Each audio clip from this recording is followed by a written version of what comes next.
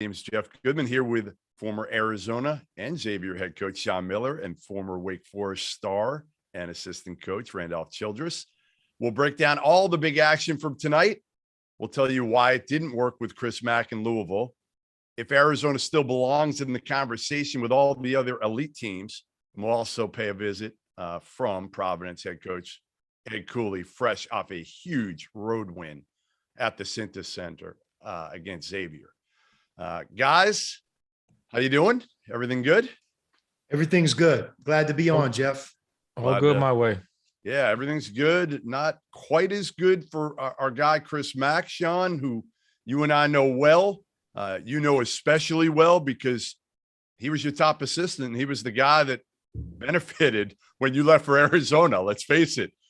He was able to take over at Xavier and have terrific success there. Went to Louisville almost 4 years ago. And I'll tell you what, Sean, I thought, and I wasn't alone, that Chris Mack was the perfect hire for Louisville for so many reasons, right? Midwest ties. He recruited the area. His wife is from Louisville, so she was going to be ecstatic to go there. And that is part of the deal, right? Like when you went to Tucson, your wife was like, like maybe I don't really know. I'd never been out that far. You had never been there. So, Right. You know, that's part of the deal too.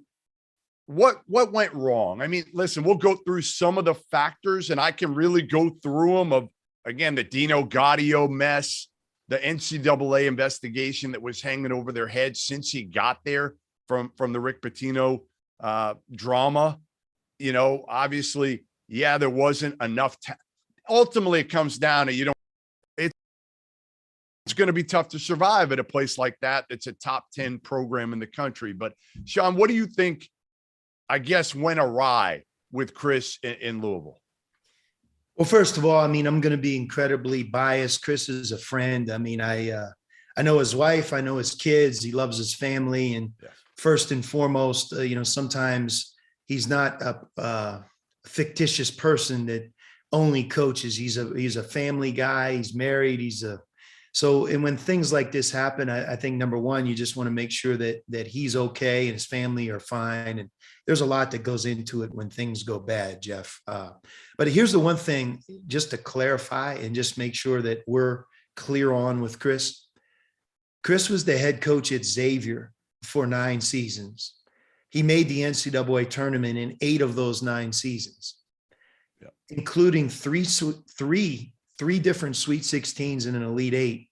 The other part of his time at Xavier, he transitioned their program from the Atlantic 10 to the Big East. And back then, Jeff, not everybody thought that Xavier would thrive in the Big East. You know, that's a step up from being where they were in the Atlantic 10. In his last year at Xavier, he's a 1 seed in the NCAA tournament, a 1 seed. He goes to Louisville, and I think the second part, just for everybody, and it's not just Chris, it's just really all coaches. I mean, he is a 7 seed. He's in the tournament, and then they lose. But the following year, he was only there for 3.5 years. In his second year, Louisville was primed to go to the Final Four. They could have been a Final Four team. They were a 4 seed. I mean, Randolph, you know as well as anybody, when you're 15-5 in the ACC, you have a damn good team. But then COVID struck. And like a lot of people, it's almost like it's easy to say, well, you didn't make the tournament. Not only would he have made the tournament, but we don't have a crystal ball on what could have happened. He would have taken one of the most ready-made teams to that tournament. And we don't know how that would have played out. Staying with COVID more than any team a year ago, I thought Louisville was hurt because of it as much as anyone. I'll never forget seeing the score at Wisconsin, Louisville at Wisconsin, Louisville at North Carolina, but they were coming down. They were coming off of 2 shutdowns. They didn't even have their health, their roster. And unfortunately, the bounce that they took, they had to play a road game at 2 of those places.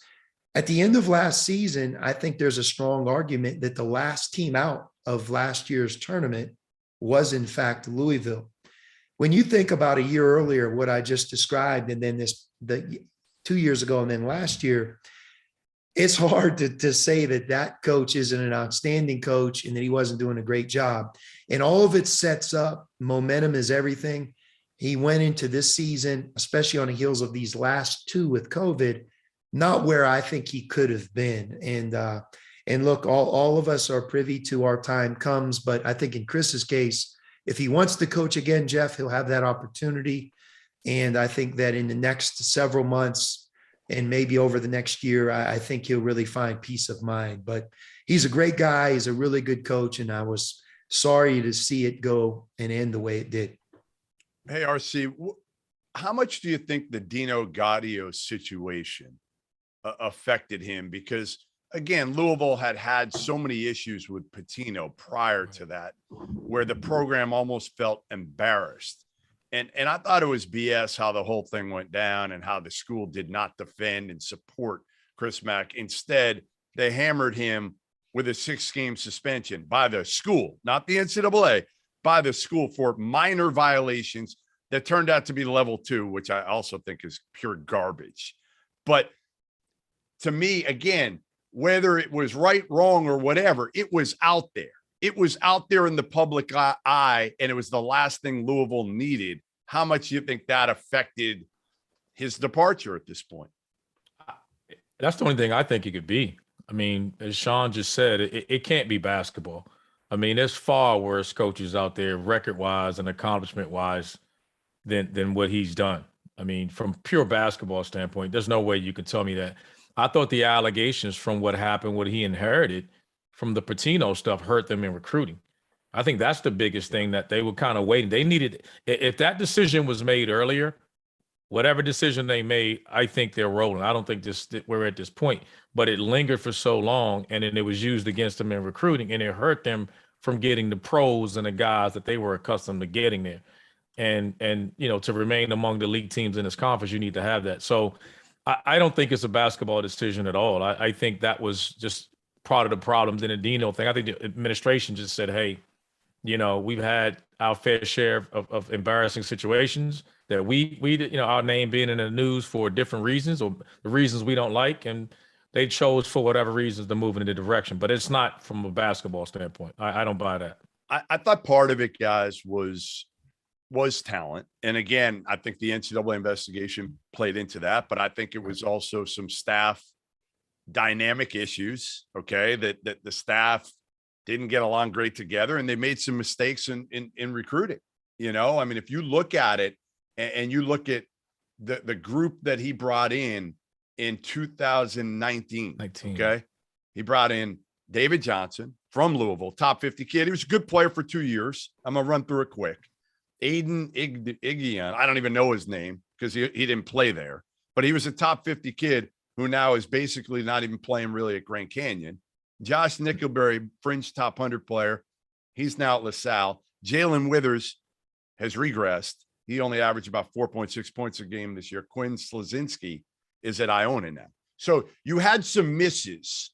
And I know, again, some of it is related to the NCAA stuff, but you also, and Sean, you know this better than anybody, when you have the NCAA stuff and it affects your recruiting, your margin for error is so small that you can't miss on some of these guys, right? No doubt. No question. It adds to it. It's just a long time ago. You think about like Coach K and his beginning at Duke. Jeff, in today's world, I don't know if he ever becomes the greatest coach of all time, simply because of how long it took him at Duke to become the best. Right. It takes time. Again, I want you to think about what I just said. In Chris's first 11 years as a head coach, he only coached almost 13. He went to 9 NCAA tournaments, which included 3 Sweet 16s and an Elite 8. He had a 1 seed at Xavier. Right. At Louisville, he was a 7 seed and made the tournament. He was a 4 seed with a terrific team. And you know what? I'm sure he inherited some of those guys as well. But that team, if you remember, 15-5 in the ACC, if there would have been an NCAA tournament, we don't know what would have happened. And I think like when you talk about recruiting, one thing that I've learned, Jeff and Randolph, is momentum is a big deal. Yeah. You get hot in the NCAA tournament, or you start developing recruiting classes that win and certain players that you coach become NBA players. It has a great way of leading to future success. And just the opposite, when you lose that momentum, it's not a given that it's easy to start back up, especially at a place like Louisville. But like we talked about, there is no doubt I've been around him as much as anybody. From his ability to coach, Louisville had a heck of a basketball coach in him.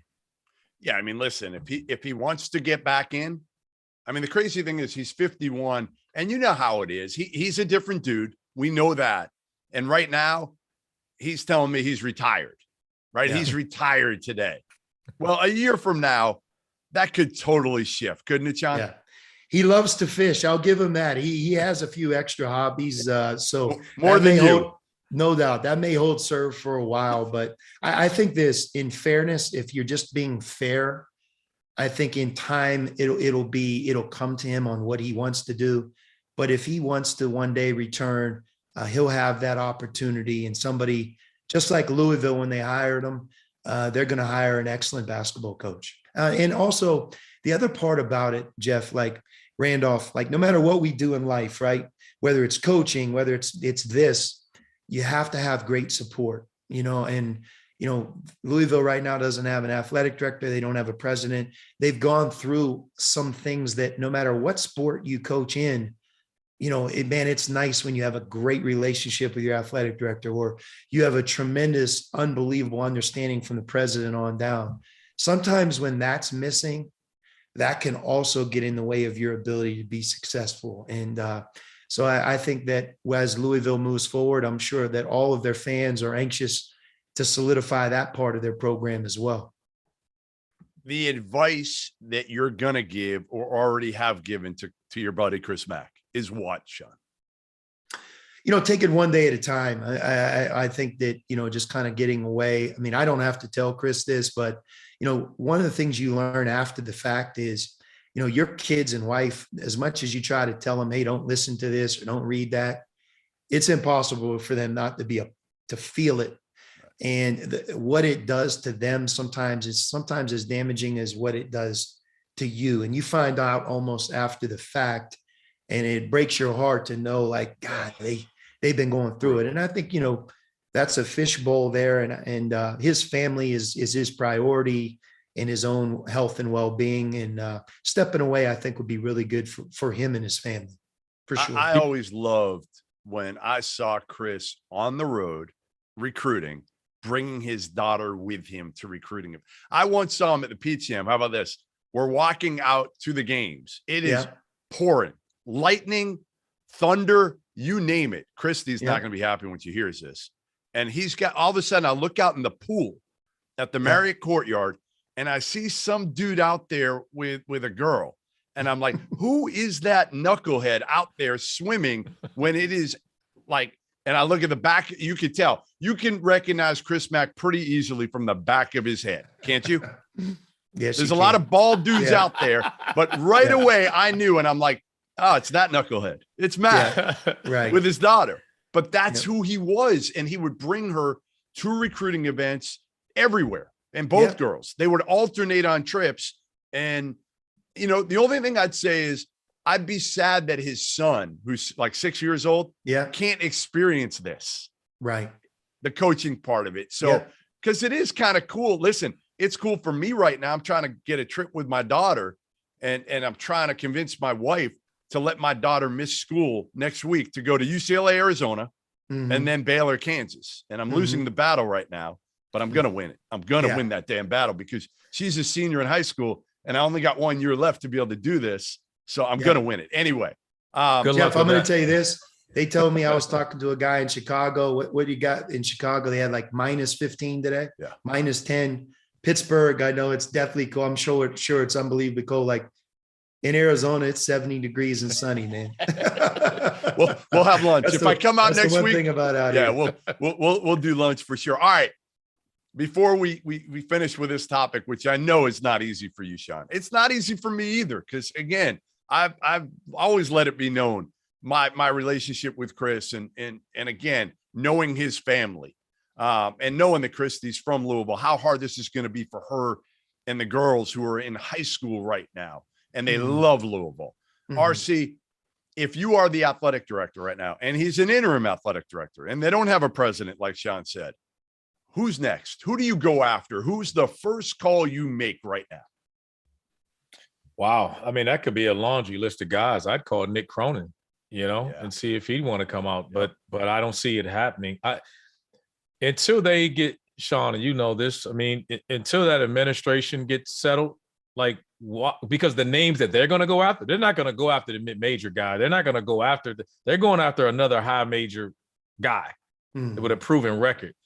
Nobody's leaving their situation that they're successful in to go to a school with no president, no one. So they're in a bind. Like if they don't get the president and the, if they don't get the AD and the president situated, no one is leaving. Like we can name all the guys we want.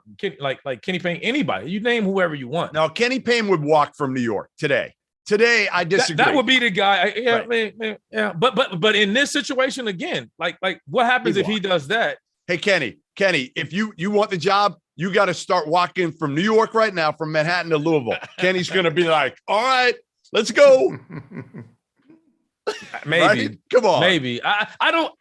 If it was stable, if it was a stable situation, I get it. But without a president and an AD, because as soon as that guy comes in here, look at that paycheck. It goes from the Knicks, where he's making $1 million a year, to three. It starts with probably a $3 million at Louisville.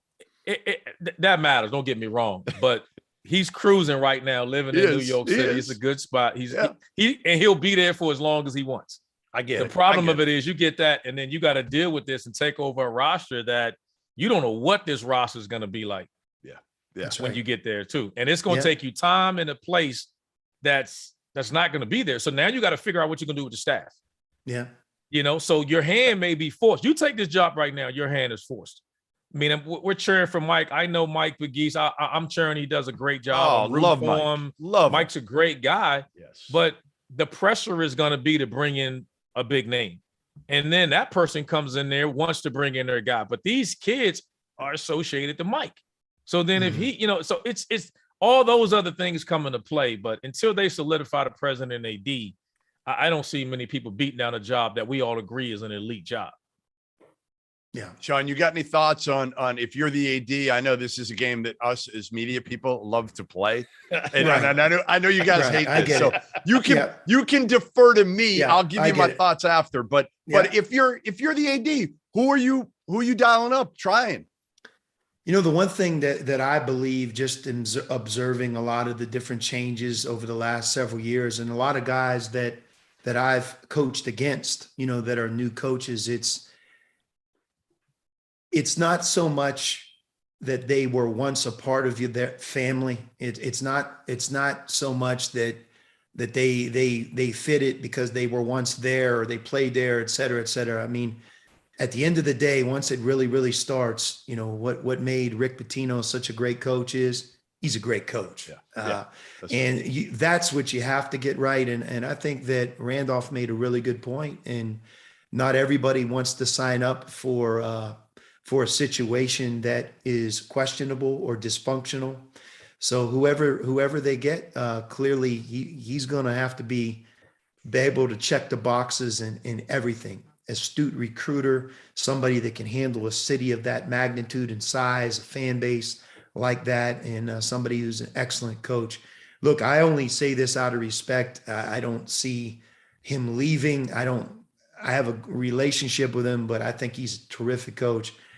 Mick Cronin, just watching him lead what he did at Cincinnati, and then watching him handle leaving the first conference and then transitioning into the Big East, leaving the Big East, transitioning to another conference, leaving the Midwest and coming to the Pac-12, handling a city like Los Angeles, a program like UCLA, and just kind of watching him handle it all through COVID.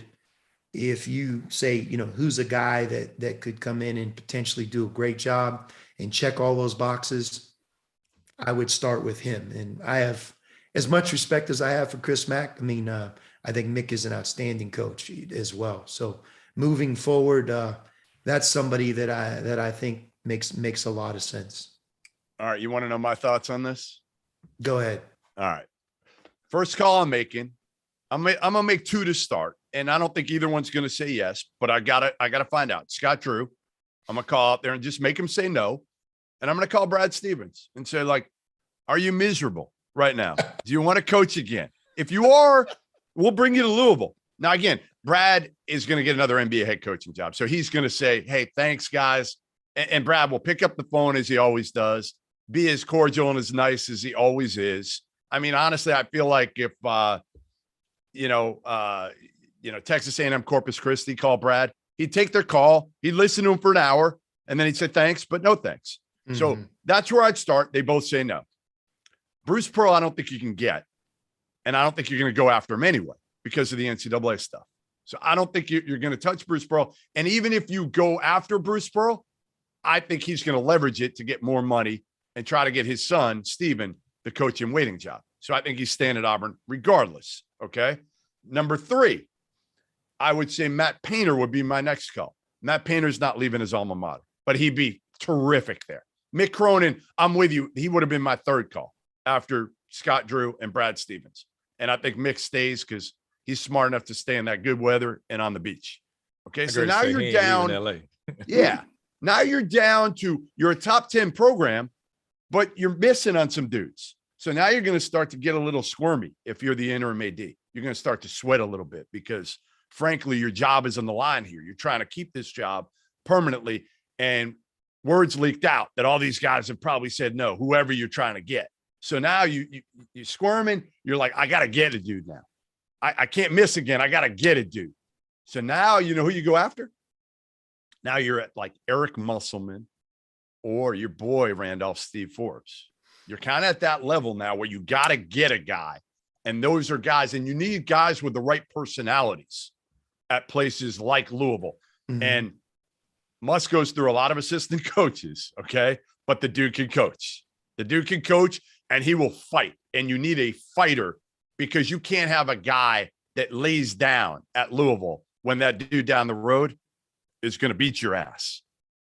So those are my thoughts. Again, I don't know if where they end up going, what they end up getting. I assume they'll go a search firm in all this because you've got an interim AD who probably isn't as plugged into everything. Mm-hmm. And, you get some names and figure out who's interested and who's really not. And you got a little bit of time, but you also want to make sure you're not fighting Maryland for the same dudes. You better kind of get ahead of the game here because you have some time. All right, listen, welcome into everybody now listening to the Field of 68 After Dark on Sirius XM, Channel 84, ESPN Radio.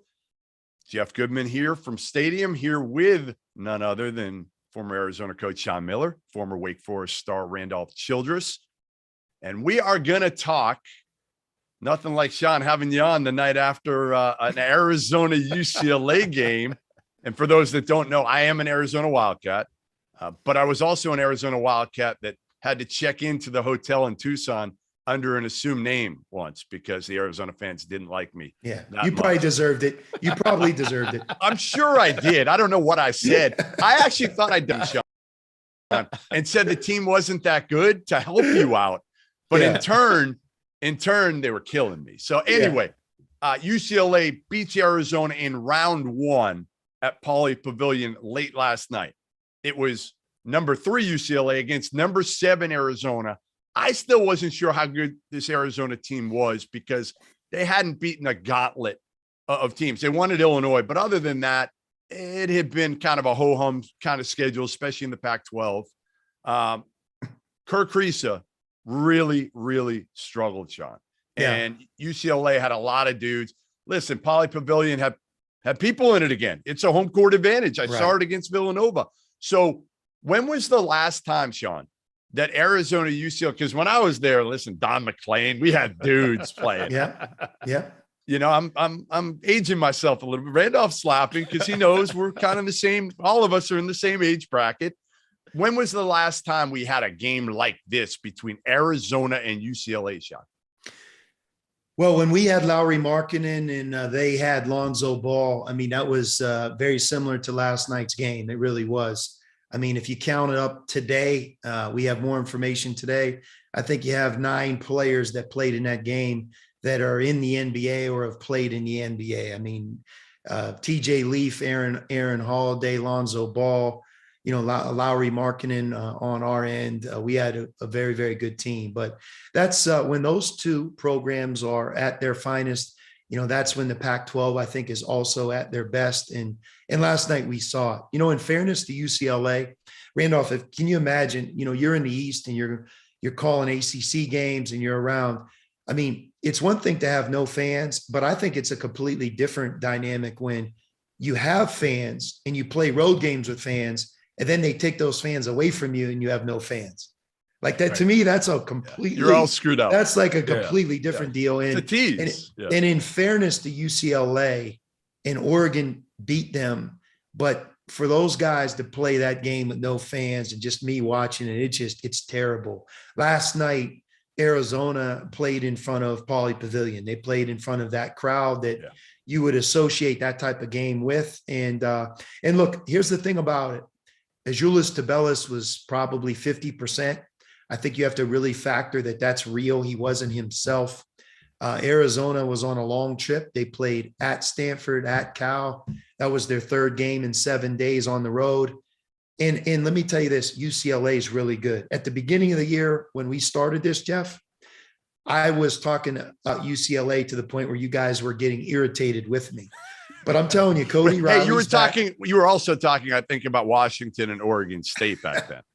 That's a story for another day. But I'm telling you, Cody Riley, Tiger Campbell, the fact they've been in a Final Four, and they are a really good team. Like, they've beaten Villanova at home.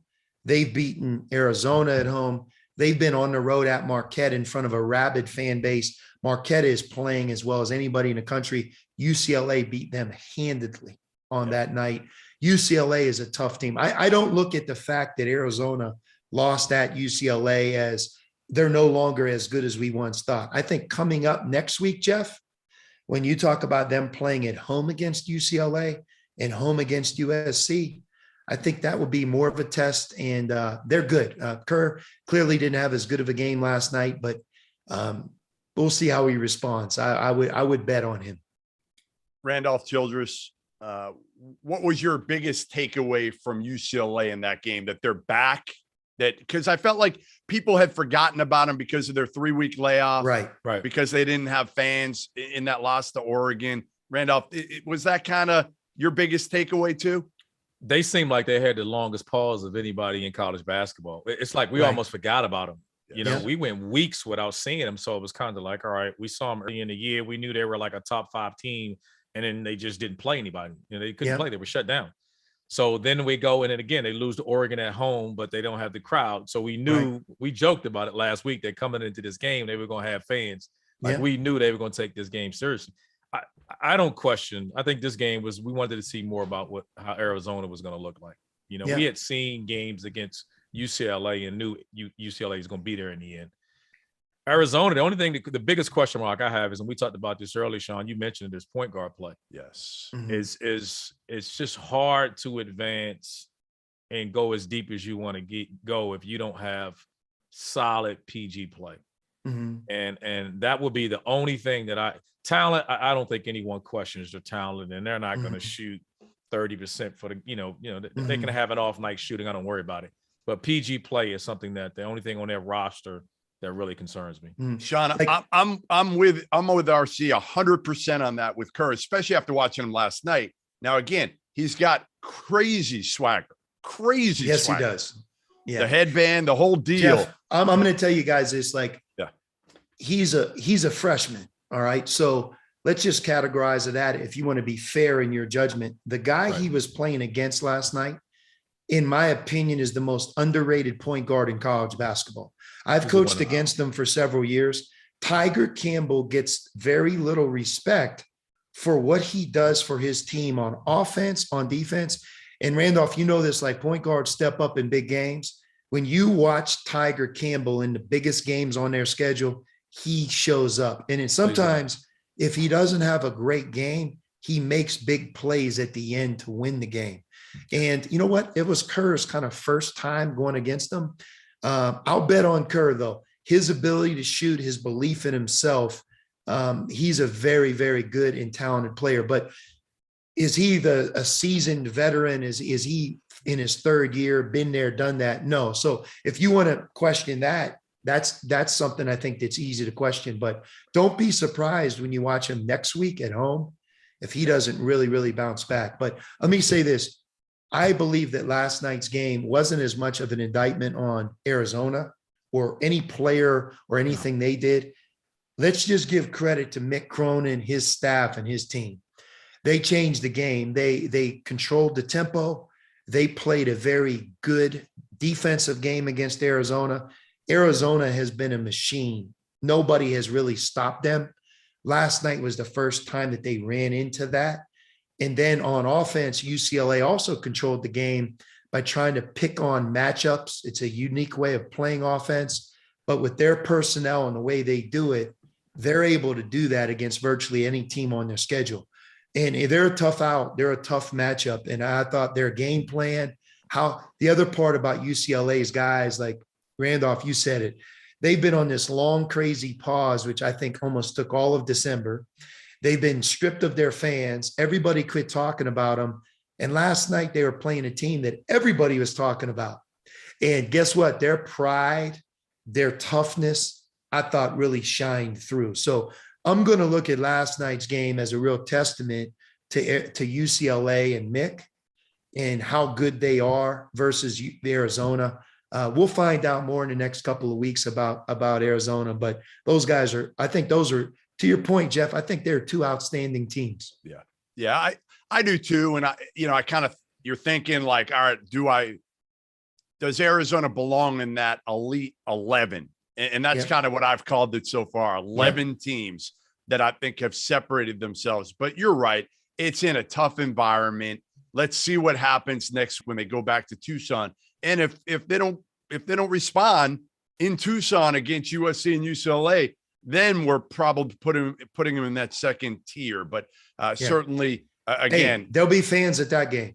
Oh, hell yeah. Listen, I'm hoping my daughter and myself are two of those fans at that game. So we'll see. Randolph, have you ever played in McHale Center? I haven't. It's such a unique place, man. It's the pageantry in the place, the 14,500. They love Arizona. Started a long time ago with Lute Olson, but it's also a very sophisticated crowd. Like they don't turn on you very easily. If you're struggling, they rise up, and it's a special place. And I think it's the separator in the West because unlike a lot of other places in the West, they just don't have that rabid fan base that guys like you playing at the Smith Center, playing at Cameron Indoor Stadium. Like, how about when you play Carolina, what it's like in Winston-Salem? It's not always like that in the West. And that's why that game, Jeff mentioned it, UCLA and Arizona, both really thriving. It's great to see that type of game. So good. So good. All right. They're back. Listen, Jeff Goodman, Sean Miller, Randolph Childress here on the Field of 68 After Dark. Stick with us and find out Providence coach Ed Cooley's reaction to me calling the Friars the luckiest team in America next. And you're clear.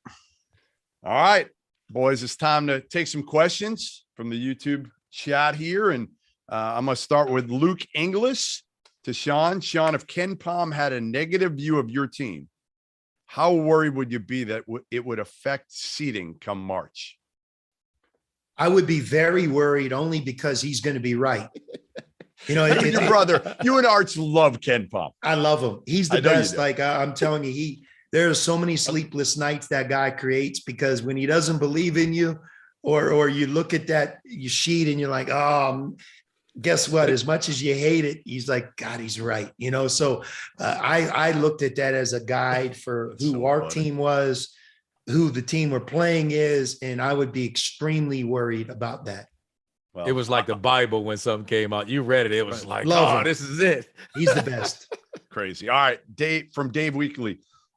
Randolph, what's your take on West Virginia after its fourth loss and a home loss to Oklahoma tonight?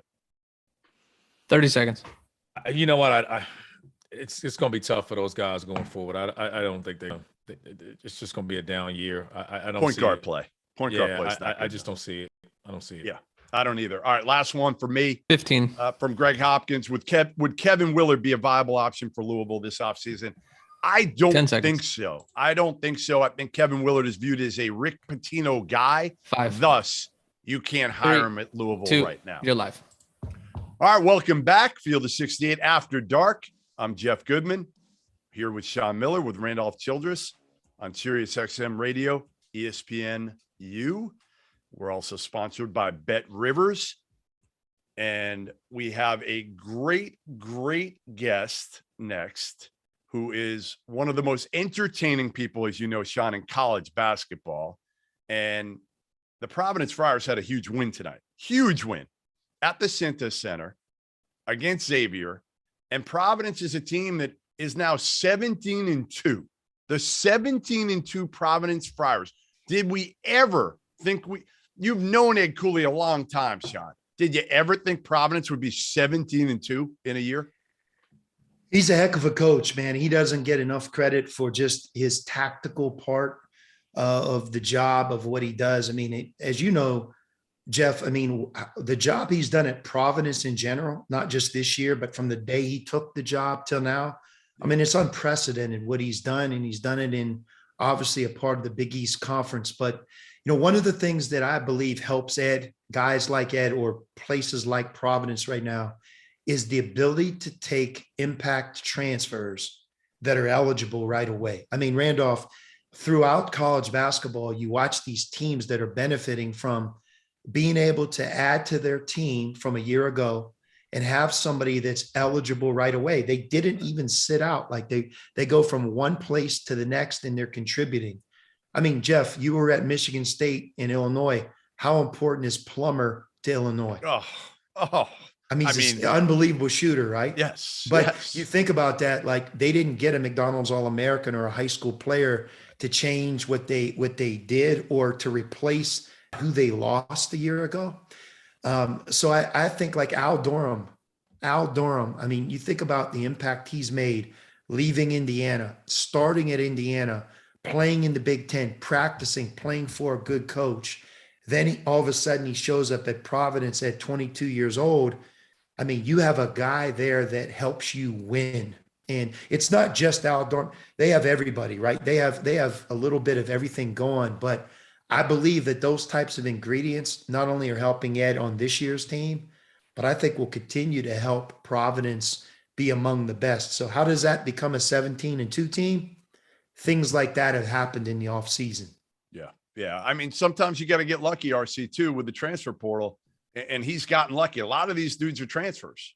Yeah. Right. I mean, you look down, buying Croswell, obviously Durham. You know, tonight, their best player, Nate Watson, does not score. He's in foul trouble the whole game. And they still get a huge road win like this.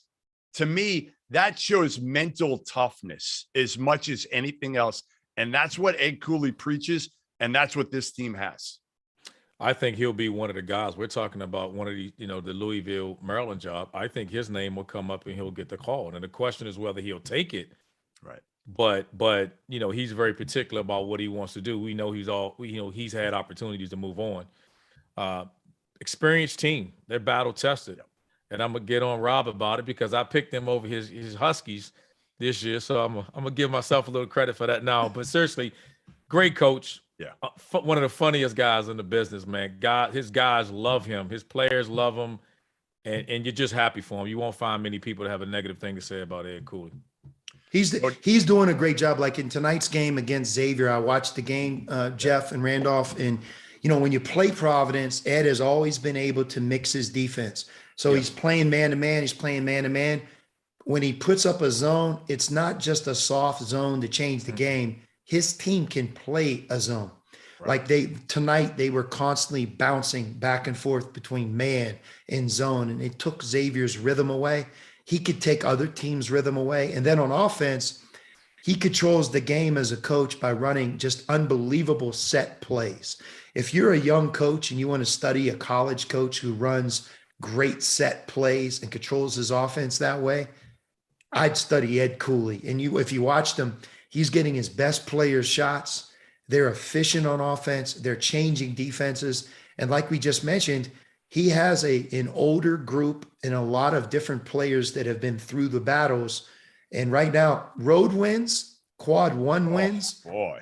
How many teams have more of both of those than Providence? So not only are they 17-2, Jeff, but you can't say, yeah, Sean, but they haven't played anybody. No, just the opposite. They're not only 17-2, but they've been on the road and on neutral court settings, and they have big wins. So I think Ed is going to have his best seed maybe ever in this year's NCAA tournament.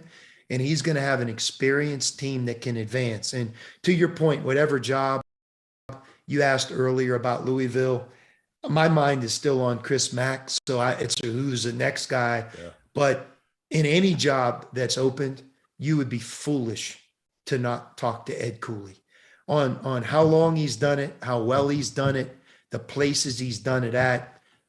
He's one of the college basketball. He's not a character. Like we just talked about, Randolph, he's a great guy. So sometimes it's almost like he's so funny, you want to hug him. No, he's one of the best coaches in the game.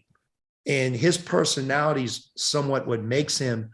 But like I'm telling you, as a tactician, when underrated. You coach against Providence, yes. He's very underrated. He knows what he's doing. He's got a plan. And his guys will run through a door for him as well. They love him.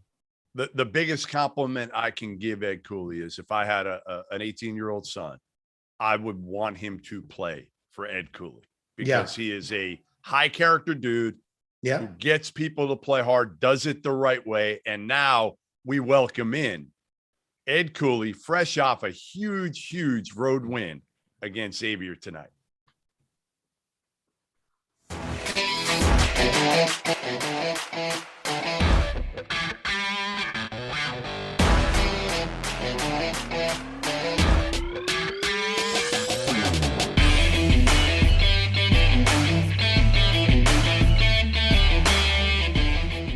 All right, now pleased to welcome in Providence head coach Ed Cooley of the 17-2 Providence Friars. Hey, Eddie, the last time Providence was 17-2, do you know how old you were? No, hell no. You were 7 years old. Wow, yeah, wow. Was Mulaney there? Who was there? You remember Mulaney? Joe Hassett was the leading scorer. He definitely Bob wasn't. Cooper was there. Dave Gavitt coaching. Come on, you remember those guys? I mean, I was 7 years old. I was looking for some Pop-Tarts and lollipops. Listen, huge win tonight. I mean, you go on the road and you beat a really talented, really tough Xavier team. You and I were talking last night as I was driving back from Champaign. Nearly missed the exit to the airport, by the way. But I caught it. I caught it in time and got back to the hotel. But what did this win mean for you? Because you've had some really good wins this year, but this one going to Xavier, playing in a tough environment, beating a really, really good, talented team. And the way you did it, you had the lead, you had control, then you gave it up, and then you hit a huge, huge shot from Jared Bynum. Resilience, toughness. I thought we controlled the game for about 36 of the 40 minutes, maybe 37 minutes, and again, in the timeouts, ebb and flows. Our guys were just dialed in, and this is almost a mirror image of last year's game, almost identical to last year's game. We lost at the buzzer here on a 3 by Jones. We're up 2, we had some turnovers late, and this year we were just fortunate to come out with the win. But credit Al Durham, two things on Al Durham: A, to make the free throws. B, to have the assist and the wherewithal to be unselfish to find Jared in that space. Couldn't be more proud of our kids, Jeff. Couldn't be more proud of the players. Really. If I had told you, Ed, that your best player, your leading scorer, Nate Watson, would go for the goose egg, nothing, didn't score, had 2 rebounds, was in foul trouble all night, and you'd still come out with a road win against Xavier. Listen, I've called you lucky for much of the season. I know you know that. I've called you lucky. No, that's the national narrative. I want to stay lucky then. Let's stay lucky. Why not? The thing is, here's the deal. Many people talk about Providence College on who we played and who didn't have who. We've been undermanned. Jared missed a lot of games. He wasn't against Texas Tech. I don't think we had him against Rhodey. AJ's been out almost a month. And again, guys are continue to just fight for one another. We shrunk the rotation a little bit. We got to watch the way we practice. It's just a credit to the players, man. You know what I mean? The other team's trying to win too. And the other team is tough. Like you said it last night to me, this team, and this is kind of what you've been known for in your tenure. This is who you are, that toughness, that fight, that resiliency. This team, I think you got it back. I think you may have lost it for a little bit with this program for a brief stretch there, but I think you feel like, right, this team, you have it back. And again, as you know, Jeff, when you're in coaching, you're going to have teams that may mirror exactly what you want to do. You may have to make some adjustments with it. And I've been fortunate to be a head coach now for 16 years, and it's not always going to be what you really want. But with this group, it's not only what I want and not only what we need, but if you spend some time around these men, how close they are, and obviously winning gives you a little bit more confidence. And again, the way people view Providence College is it's just a credit to their resolve and a credit to their resilience. All right. I'm going to throw a couple numbers at you. Okay. 48 on Ken Palm, 41 on the net. Now, I've called you fortunate and lucky, but I've got you ranked in the top 25 and have you ranked as high as 15 most of the season this year. So I don't care about the luck either. You know, you got Wisconsin without Johnny Davis, whatever. You got Seton Hall coming back from their pause, whatever. Who cares? You win those games. You got to win them. Why the hell? What's with the analytics? Are they just – they're projecting, they're predictive. Are they just predicting that Ed Cooley and the Friars, that the bottom's going to fall out? I don't know. I don't think that deep, to be honest with you. I really don't. I mean, we defy the metric odds since I've been a coach. We're just looking to win the game. It may not be pretty. It may not be great. But, you know, you got some grittiness. You got some resolve. I keep coming back to that word. We defy the numbers. You know what I mean? Just like somebody asked me who my best shooter is. I don't know. The ones who's making the shot. You know, you just got to stay dialed in and be true to who you are. I'm not worried about analytics. I'm not worried about where we're ranked. Just try to win the next game. But I will tell you this, and you probably got to do some homework on this. Tell me in the last 20 years in the Power Conference, arguably one of the best conferences top to bottom in America, they're a team that has a record like ours, whether it's Ken Palm, Ken, or whatever these numbers are, analytics are, that isn't a top 10 team in America with that resume. Nobody. And that to me is, you know, people who vote look at the name, they don't look at the substance. People who vote look at what we did in the past, not the substance. Again, we're a different team than we were. We got a long way to go, but where we are today, I'm just proud of. And when you do your homework on that, I love to see what the numbers come back at. Yeah, I'm not sure you're going to find anybody else. And it is amazing. I mean, 17-2 off to the best start again since Ed Cooley was a young Ed Cooley running around Providence. Hey, I don't know what you were doing. What are your favorite ones? My favorite Pop-Tarts. I'm trying to think back when I was 6 or 7, I was probably eating a couple packages of Pop-Tarts. Yeah, me too. I like the brown cinnamon sugar ones. Me too. Love the brown cinnamon sugar. But you got to put them in a toaster. You got to toast them. No, absolutely. You can't just go straight out of the wrapper. Yeah. You got to get a little crisp to it. What else? What else? I mean, now I know you don't eat. When's the last time you had a Pop-Tart? Yesterday. No. No, I don't know. I don't know. No, you know what? Everybody always rips me when I come to Providence games. Yeah, I always get a box of hot tamales. So somebody's always taking a picture of me ripping on me eating hot tamales. But there it is. All right, listen. I'm gonna have one on the plane going home. Hey, good job. You earned it. Off the parks. You earned it. Jeff, I am so proud of this group to come in here. You know, they're well coached, they're physical, they're athletic, they're long. They're old. And, you know what I mean? They're old, Eddie. They're old. We got a tough game coming in on Saturday or Sunday, depending on what we're going to play. I want to enjoy this one on this flight home. I wanted to make sure I got on with you because I appreciate all the things you do for us. All right. Eat those Pop-Tarts. Have a safe trip back. And Thank you, 17-2, the Providence Friars. There you have it.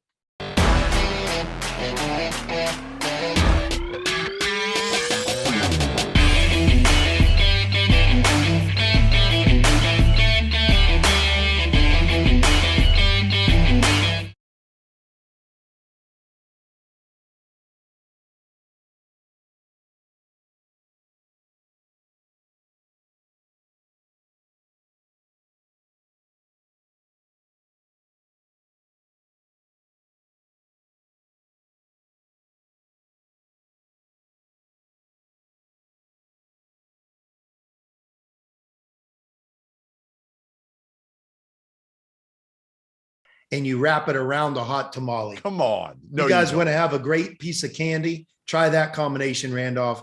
Swedish fish wrapped around a hot tamale. You eat them together. It gives you a little bit of that cinnamon and sweetness. It's a heck of a deal. All right. From Matt Miller. Randolph, how does Xavier's loss affect your thoughts on their floor ceiling?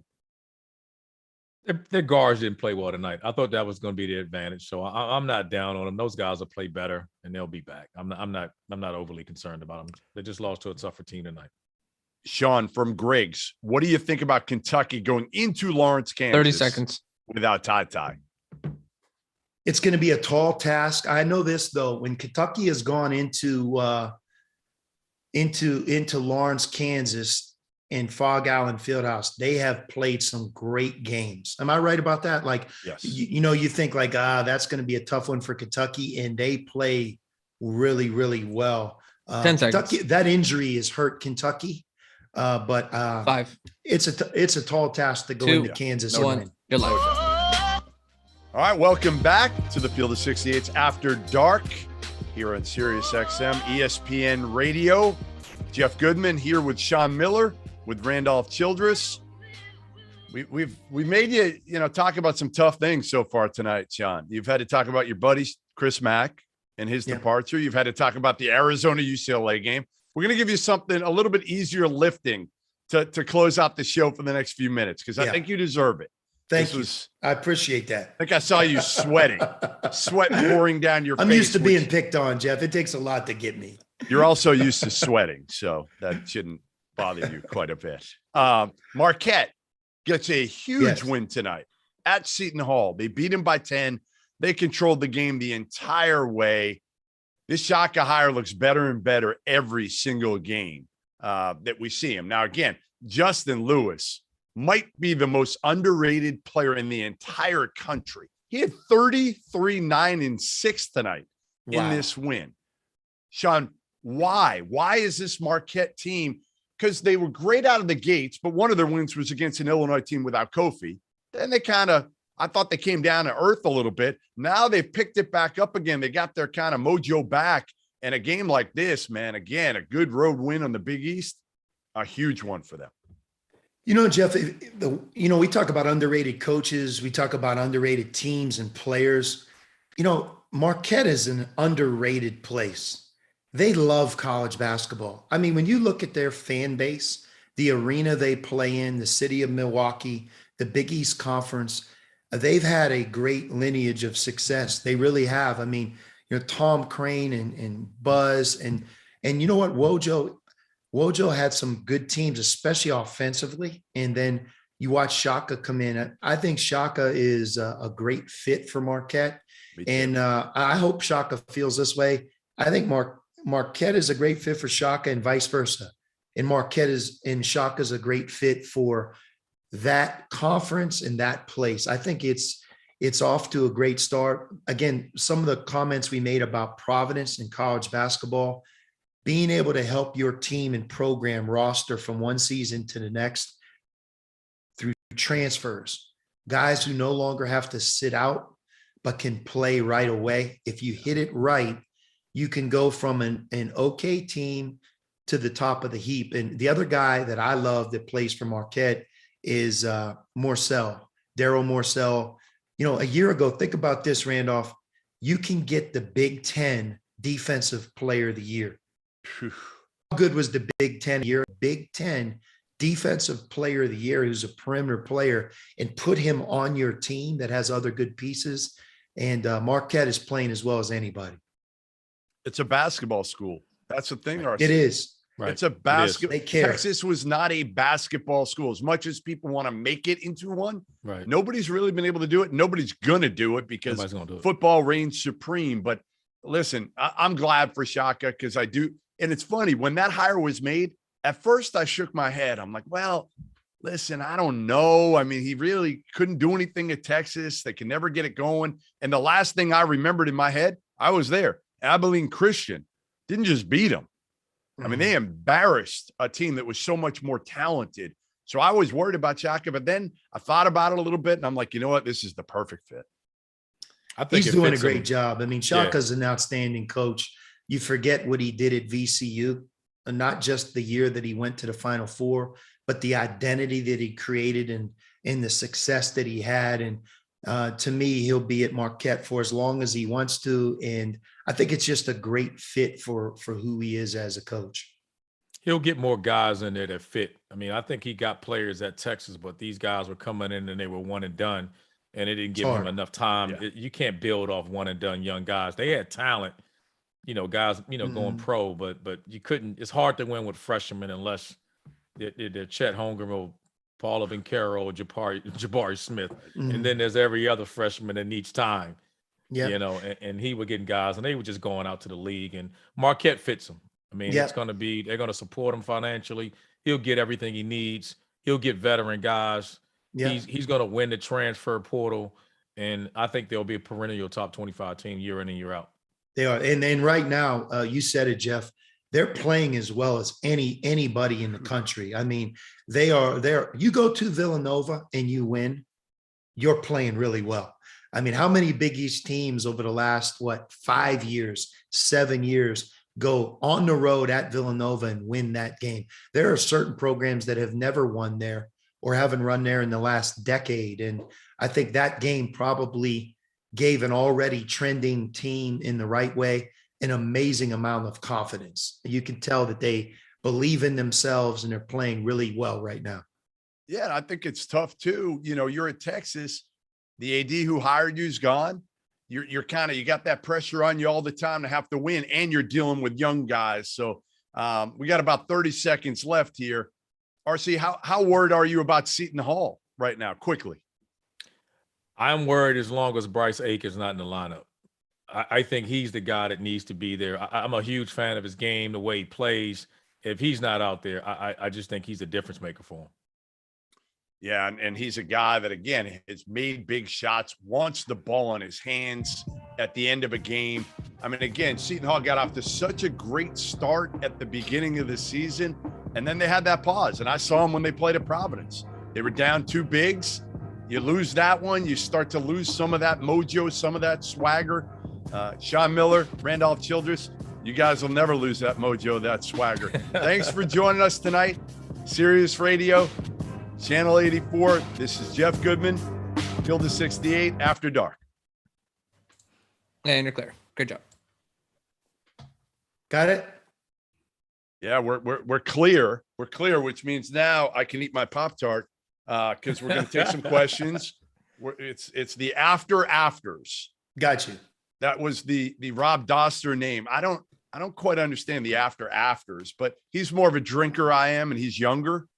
So I think maybe it's something that's a younger generation than us. But yeah, afters means we kind of get our beers ready. And for me, my Pop-Tart, this is a s'mores though, just so you know. It is not brown sugar or whatever it was. I've made the transition to the s'mores Pop-Tart. Somebody told me about Pop-Tarts. I don't know if this is true, that in Europe, in some countries, it's an illegal food. It's so bad for you. Seriously? I really mean that. Like the stuff that's on the inside of it Oh no. is like basically you're eating something that your body will reject. You just don't Right. know it. You couldn't have told me that 10 seconds earlier.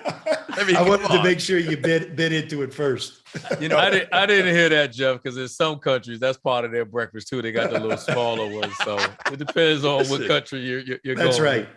Man, oh man. Well, listen, there was some, tonight wasn't like a loaded slate, I think. I mean, I think it was just kind of last night, every team felt like they were in a war, right? Like Auburn barely wins against Missouri. Tonight, I mean, there were some good games. Obviously, the Providence win was huge. Right now, you got Utah State beating San Diego State late. Early in the second half in Logan, which is not an easy place to play. Florida loses to Tennessee in Knoxville. This Florida team's tough to figure. Tennessee's tough to figure too. LSU got a big win tonight, guys. Yeah. A big win before we jumped on Sirius. 70-64, they came back. So that was a big one for Will Wade and in Baton Rouge. Anything stand out to you from tonight's games? Well, Davidson lost at home to VCU, Yeah. right? So their win streak comes to an end. And again, credit VCU. I think they're one of several teams in the Atlantic 10 that are hard playing, tough, talented. You get to a tournament like the Atlantic 10 tournament, that's when it's really fun. I mean, think about the Atlantic 10 tournament, the teams like Dayton and St. Bonaventure and Richmond and obviously Davidson, VCU, those guys are fighting for their lives to try to get in. That'll be interesting. But I think when a streak like that ends, you have to make note of that for sure. And look, it's what Ed Cooley said. Let's give a lot of credit to Providence, a Big East team that has the record that they have, that has won as many games away from home as they have. Another one tonight. Winning at the Cintas Center is not an easy task, and Ed has himself an excellent team. All right, I'm gonna hit you guys with a few questions here. All right, if Kansas wins the Big 12, will they get a number 1 seed? Yes, because it's America's best conference. Right. Yes. I mean, that's a lock. Is it? Yes. I almost think, doesn't the Big 12 have a chance? Even if Baylor wins either or, and Kansas, one wins the tournament, one wins the regular season title, they have a chance to get 2 number 1 seeds this year. Do they not? 100% for sure. I mean, Randolph, think about this. Every road game you play in the Big 12 is a quad 1 game. Yep. So let's flip that. The Pac-12, you know why that was such a big game last night? That those were 2 quad 1 teams. Yeah, If right. for Arizona, you have 2 opportunities to play quad 1 teams on the road, USC and UCLA. So, I mean, think about the difference between what we just talked about. So for sure. All right. We got a good one from Patty Mack 811. Sean, what's your favorite 50 Cent song? Man, that's a trick question. I mean, I probably have a couple, but I can't name them. I mean, come on, man. I'm trying to figure things out like who's the best team in college basketball.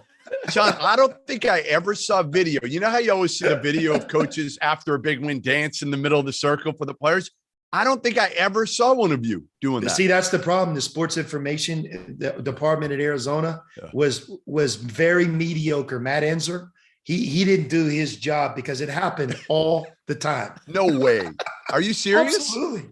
I just didn't let you in. Oh shit, we need video of that so bad. I'm hitting Enzer when this show is over.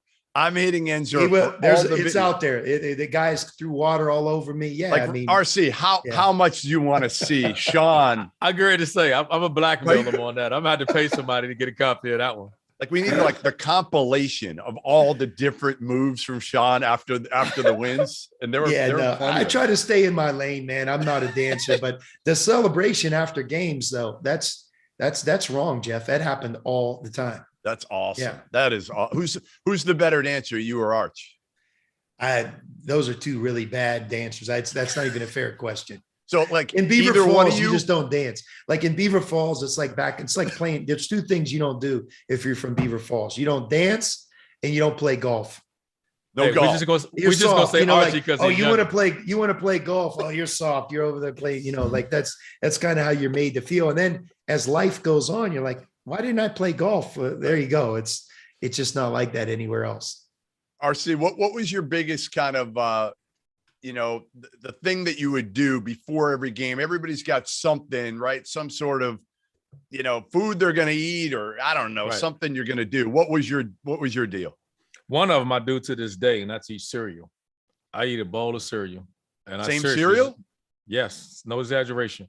What if kind? you ask Fruity Pebbles, you ask one of the kids on my team right now, they come over my house and I'm like, I got 2 rules in my house. At the time my daughter was here, and I'm like, you respect the women in my house and you don't eat my damn Fruity Pebbles.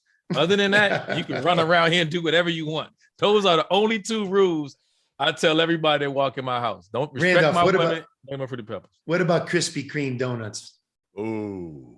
I had to get off those. I had to go to rehab to get off those. That's just ridiculous. That's Winston-Salem. I had to, yeah, I had to stop. I started teasing when I see guys like Tommy Amick is a big guy. Yeah. So I'll call him and randomly call him sometime and be like, man, stay your ass out of Krispy Kreme or something like that. But I had to leave those alone. Like it got out of hand. I couldn't They're drive by and unbelievable. see the hot sign on and drive by. I had to leave those alone. My daughter Right. gives me crap about it now. How about last year when they had the bubble at Mohegan Sun and we had to quarantine for like 24 hours as media when we got there. So Mohegan one in Sun, there. you walk in and they got the Krispy Kreme place King, yeah. downstairs. Yeah. I got a 12-pack. I went through a 12-pack within not even 24 hours. I got out of there quicker than 24. I got out of there in about 18 hours. They were all gone. All 12 of them were gone. Yeah. No wonder why I was a fat ass at 225 about 3 months ago. At least I've come down to about 205, 210. So I get no it. Krispy Kremes for me. Jeff, I got a question for Randolph. Can I ask him one? Yeah, Can of course. Can I go out of turn here? Yeah.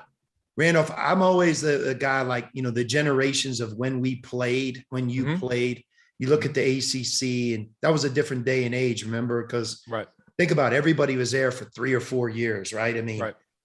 I mean, I think of some of the guys that I played against that were juniors and seniors in today's world, they would have been gone in 9 months. Derek Coleman, think about that, right? Or those. Right. Okay, so if you had 5 guys to pick, you can't be on the team. Point guard 2, 3, 4, 5 during your time in ACC. Give me the 5 best. Whew. Hard to pick. ACC, yeah. I mean, point guard. It's Pearl. I would say maybe no. He wasn't. Syracuse Big wasn't E, in old ACC back ACC, then. That's old the Old ACC. ACC. Yeah. I thought you were talking So about. I'm gonna go maybe Kenny. Kenny Smith. Kenny, maybe no. Well, no. Kenny Anderson. I'm going with Kenny Anderson. Yeah. Kenny Anderson. I could say Sam Cassell, but I'll say Kenny Anderson. 2, I would go with probably Monroe, NC State. Mm-hmm. Rodney Small Monroe. forward, Rodney Monroe. I'd go with Grant Yeah. Hill at the small forward. Yeah. My power forward, I would have to say Rodney Rogers. We talked about him Yeah. earlier. I think Unbelievable. Rodney would be a Beast. guy that would, and then I know I'm gonna sound like a homer for this, but I would have to go with Christian Lake. I think you can't go with Christian. I mean, he's an all-time, and we got a chance to. He was a little bit ahead of me, but I'd say if I had to go during my time, maybe I'd say, how could I go against Duncan? Be hard to No, you can't. You know what I mean? Like, how can I say? No, you and those are He's the senior. two. Yeah, those are 2 teammates, and I came in with Rodney, and we talked about it, but I don't think people understand. Like, think about when you think about from that generation, like how special you had to be to go early. Yeah. Like you had to be like Grant Hill Yeah. did. These guys, like you had to be elite guys. Even think about like Yeah. Rodney left as a junior. You Yeah. had to be like Mashburn. I mean, other than like Timmy. Well, you weren't leaving unless you were a top 10 pick then. Yes. Yeah. Yes. That's the yes. difference. Now you're Yes. leaving if you can get a 2-way. Right. No, it's Right. sad. Yeah, for Right. sure. It's such a difference. I mean, when I went to Pitt and we were in the Big East, and the Big East has changed quite a bit, as you know, just like the ACC has. But one of my favorite teammates and one of the best players that I've ever seen is Charles Smith. And, Charles was a senior when I was a freshman. And sometimes I laugh, like Charles would have never become a sophomore in today's world because he would have left. Somebody would have picked him on potential. And, he was the Big East player of the year as a senior. I think he became the number 2 or 3 pick in the draft. But how good he was. Cliff Robinson was at UConn, but Cliff Robinson was a junior for Calhoun. And think about Cliff Robinson. I think Cliff Robinson played almost 19 years in the NBA. He did. And he played 4 years in college. He was a teammate of mine. There Was you he? go. How talented is he? I played with him in Trailblazers. That's why I got drafted. Uncle Cliffy. No, Uncle Cliffy. I mean, like you said, everything's changed now, and it makes it hard. I mean, you had them, Sean. You had 3 of them that year that all left at Arizona a couple of years ago. And again, Nico Mannion, you kind of felt like probably when he was coming in, he's a one and done. What's his name? Oh my God. Zeke Naji. Josh Green. Josh. Yeah. Josh, everybody thought was a one and done. Nobody thought Zeke was a one and done, and you lose all 3. Yeah. You know what's interesting about that class is in Randolph, I think we played you. We played during against that you team. guys. You know, you had Nico, who's a McDonald's All-American. You had Josh, who's a McDonald's All-American. Zeke was very underrated. All three of them left after 1 year. Zeke and Josh are doing really well in the NBA. Nico's in Europe, and I think he's doing very well. But you know, the guy that was just there was Christian Coloco. And if you think about, you know, now here you have him in his third year, right? A junior, and you look, he's developing into an NBA player himself. It just took a little bit of time, but give Christian credit. He stayed the course, and he's where he's at. And look, he's one of America's best big guys, but all four of those guys were in that class. And then the fifth player was a guy named Terry Armstrong, who I to this day, I think was an NBA player, but he left. He never came with us. He went straight to Australia. So that group, you talk about a recruiting class, that was a heck of a recruiting class right there. All right. Can I ask you before? I've been meaning to ask you this forever. And I keep forgetting on these because we haven't had this kind of after deal, as Duster calls it. How did you get Ben Mathurin? Like, I know you went the international route out of nowhere because you had never recruited internationally. And then, you know, you get Mathurin, you get Tubelis. How did you all of a sudden pivot and get some of these guys? Yeah. And that's what we did. It's what you said earlier, both of you, when you were describing Louisville. You had a lot of different things happening that sometimes you can't overcome. You know, some of the things just, they're not even true, but just, it's going to affect your ability to recruit the very best you can. So we went the opposite direction. It took a couple of years. Everybody thinks you snap your finger and you get Kerr Kriisa. We started this process 2.5, 3 years ago. But you know what's interesting about Ben, and Jack Murphy, who's still on the staff at Arizona, deserves a ton of credit for identifying Ben and recruiting him. But Ben almost went to Baylor. If you can imagine, he would have been on Baylor's team last year. You'd be looking at him this year and being like, what in the world's going on? But it just shows you how shrewd and just smart they are, Baylor recruiting, because that's really what happened. But, you know, Ben's from Montreal. Imagine this. He's from Montreal, Canada, but he played in Mexico City. So it took a lot of travel to recruit him. And thank goodness he came. I mean, he's really, you don't have a crystal ball, and you know this, Randolph, to always project how it's going to end up. But when you looked at him, you kind of knew he was going to become special. And just to watch him play, I mean, he reminds me a lot of Ray Allen. Whether he becomes that once he leaves, his shooting and his size, he's effortless, man. I mean, he really is. And Ben right now he's just turned 19. He's good. So, you know, when he played for us a year ago, he was actually 18 years old as a freshman. So did you go down to Mexico City to visit him? Right. And then remember, then COVID happened. You know, so it's like the end of it was like COVID, but I remember talking to you before the year in COVID, and we weren't sure that your guys were even going to get, the freshmen were going to get to Tucson, especially Tubelis and his brother. Right. They all arrived at the beginning of September and late August. Not one of them was there in the summer. And, you know, sometimes you just shake your head. It's what we talked about earlier. COVID's impacted the world, but the world of sports, there are certain things that have happened that just like never would have happened. You know, just some of it is like, even those guys, they weren't even able to officially visit. Right. Like Azulis and his brother, they had to kind of go over Zoom and make their decision. Think about how crazy that is, you know? I said that, Sean, even with the transfers. Yeah. Like a lot of people don't realize, I think that's part of it too. Some of these people are, I mean, some of these programs are getting kids on the transfer portal. These kids didn't visit. They just looked at them on film, threw some numbers, or looked at Ken Palm or looked at something else and was like, and they hit. Yeah, like, I don't know how much credit you can really take, because there's no way you could sit. No one took visits. None of these kids that are playing that hit the portal took official visits. They just saw these kids in the summer when they arrived in summer school. If they could get on. Sean said to me last week, he said that benefits some of those schools that are a little further out, right? That are hard to get to, like a Texas Tech, like an Oregon.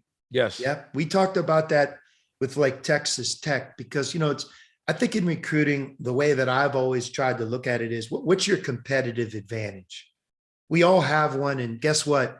We all have competitive disadvantages depending Yes. on who you're recruiting, where the young man is, who you're recruiting against. And trust me, Texas Tech, what they always are trying to overcome is, Lubbock, Texas being in Western Texas. But when you're transferring and you're signing up to be in a program, to be the best you can be, to play in the Big 12 conference, America's best conference right now. Hey, I want to play in the NCAA tournament. I want to have a chance to leave your program and play professionally.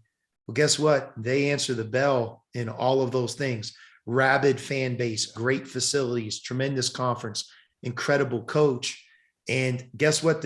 Where it's located doesn't mean nearly as much now as it once did. Yeah. And I think you're going to see in this year's tournament, my prediction, there'll be more upsets in this year's tournament than maybe historically in any other year, because I'm telling you, there are programs right now that are older and more seasoned than they've ever been. Yeah. And you play in those early rounds, it doesn't favor the Power Five or the heavyweights as much as was the case before.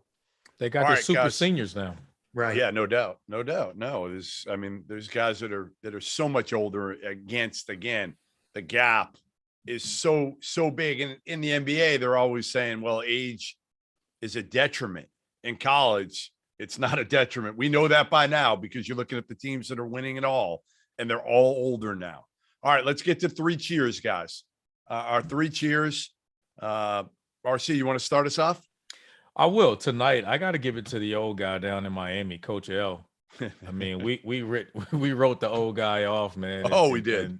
I think everybody. I had him fired at the end of the year. Come on, man. I think everybody wrote the old guy off, and give him credit, man. He's a heck of a coach. He's had a great run at this thing, and they went into Virginia Tech, and Virginia Tech was desperate. They had to get that at home, and they went on the road, and for a team that's, I don't even think for them being as highly rated as they are in the ACC in the tournament, right? But they got them a road win tonight.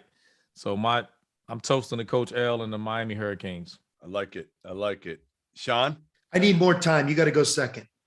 All right. I'm going to go second, and I'm going to toast. Well, let me toast to Coach L first before I forget here. I got my Blue Moon here, my drink of choice. Coach L, listen, go as long as you can down there in Miami. Go as long as you can, my man, because that job's about as good as any out there. There's a lot of people that, when he does hang them up, that are going to be fighting over that one, right?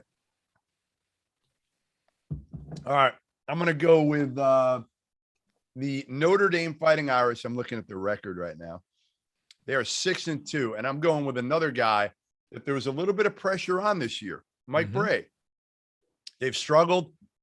I'm telling you, when you talk about the best guys in college basketball, you have to put Mike Bray at or near the top of that list. He's hilarious. He's as likable as it gets. And the one thing with Bray is, like, he's super honest without really offending people. I don't know how he does it, but he somehow finds a way to do it.